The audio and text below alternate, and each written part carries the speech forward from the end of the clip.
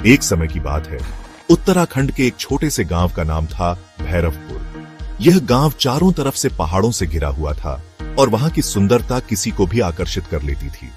लेकिन इस गांव के बारे में एक रहस्य था जिसे गांव वाले कभी नहीं बताते थे। गांव के बुजुर्ग कहते थे कि यहाँ एक पिशाच का बसेरा है जो रात में भटकता है। गांव में 4 दोस्त थे, आर्यन, साक्षी, नीलम और मोहन। ये चारों हमेशा नई नई बातों में दिलचस्पी रखते थे। एक दिन जब वे गांव के मंदिर के पास बैठे थे, उन्होंने पिशाच की कहानी सुनी। साक्षी ने कहा, क्या यह सच है? हमें इसकी जांच करनी चाहिए। आर्यन ने हंसकर कहा, तुम डरती हो साक्षी?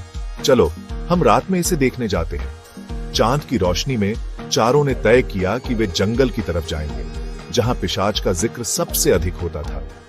रात का समय आया, चारों ने अपनी छोटी बड़ी टॉर्चें लीं और जंगल की ओर बढ़ने लगे। जंगल में घुसते ही अचानक कीटों की आवाज गूंजने लगी। सांसें रुक गईं और डर ने उनके दिलों में घर कर लिया। मोहन ने कहा, यहाँ का माहौल बहुत अजीब है। नीलम ने कहा, बस हमें एक बार पिशाच को देखकर आना है। वे धीरे धीरे आगे बढ़े। तभी अचानक एक ठंडी हवा का झोंका आया और एक अजीब सी आवाज आई, जाओ यहाँ से।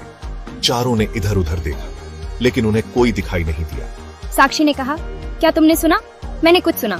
आर्यन ने हंसकर कहा, तुम्हारे डर ने तुम्हारी कल्पना में आड़ा तिरछा कर दिया है। लेकिन मोहन ने कहा, चलो आगे बढ़ते हैं, मैं इससे डरता नहीं।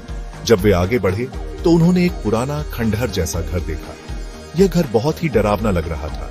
नीलम ने कहा, क्या हमें अंदर नहीं जाना चाहिए? लेकिन आर्यन ने कहा, मुझे ऐसा नहीं लगता, यहाँ कुछ नहीं है। फिर भी सभी ने सोचा कि यह एक अच्छा मौका है। उन्होंने घर का दरवाजा खोला और अंदर गए। वहां अंधेरा था और दीवारें मोड़ से भरी हुई थीं।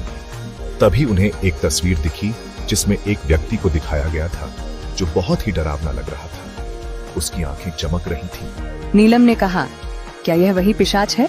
सभी सहम गए और उन्होंने घर के चारों ओर देखा। तभी अचानक घर का दरवाजा बंद हो गया। चारों ने चिल्लाया, यह क्या हुआ? लेकिन दरवाजा खोलने की कोई कोशिश नहीं कर रहा था। मोहन ने कहा, हमें डर नहीं होना चाहिए, हमें कुछ करना चाहिए। वे एकत्र हुए और एक योजना बनाई। आर्यन ने कहा, हम दरवाजे को धक्का देकर खोलने की कोशिश करेंगे। सभी ने मिलकर दरवाजे को धक्का दिया, लेकिन वह नहीं खुला। उस समय फिर से वही आवाज आई, जाओ यहां से। अब सभी की हिम्मत टूटने लगी। साक्षी ने कहा, यहाँ से भाग चलें। और चारों ने भागने की कोशिश की, लेकिन अचानक एक अंधेरी परछाई ने उन्हें घेर लिया। वह पिशाच था। उसका चेहरा भयावह था और उसकी आंखें लाल हो रही थीं। मोहन ने चिल्लाते हुए कहा, हमने सिर्फ तुम्हें देखने की सोची थी, हमें मत मारो। पिशाच ने हंसी में उत्तर दिया, तुम यहाँ आए तो अब तुम मेरी कैद में हो। यह सुनकर चारों बेहोश होने लगे। अचानक साक्षी को एक ख्याल आया। उसने कहा, हम मौके का फायदा उठाकर भाग सकते हैं। अगर हम अब चुप रहें और ध्यान से कोई रास्ता खोजें तो शायद हम बच सकते हैं। चारों ने चुप रहकर पिशाच को देखने का प्रयास किया। पिशाच ने कहा, तुम्हें मेरा नाम नहीं मालूम, मैं यहीं 40 सालों से बंदी हूं, कोई भी बाहर नहीं निकल सका। उन्होंने एक दूसरे को देखा और फैसला किया कि अब उन्हें जल्दी किसी तरह बाहर निकलना होगा। आर्यन ने चुपके से दीवार की ओर देखा।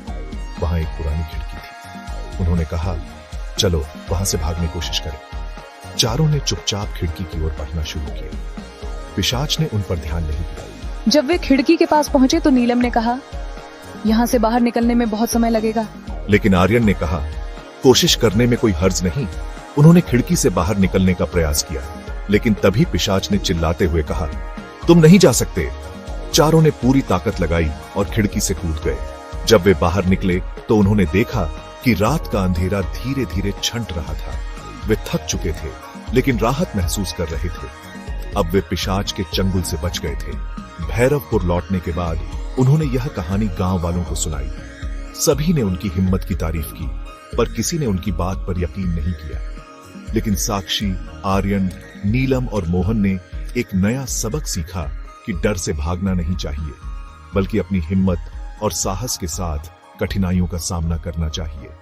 और उस दिन के बाद से उन्होंने गांव में हमेशा सतर्क रहने का संकल्प लिया। पिशाच की कहानी अब भी गांव में जीवित थी, लेकिन चारों दोस्त सिर्फ एक चीज जानते थे, कभी भी डर को अपने मन पर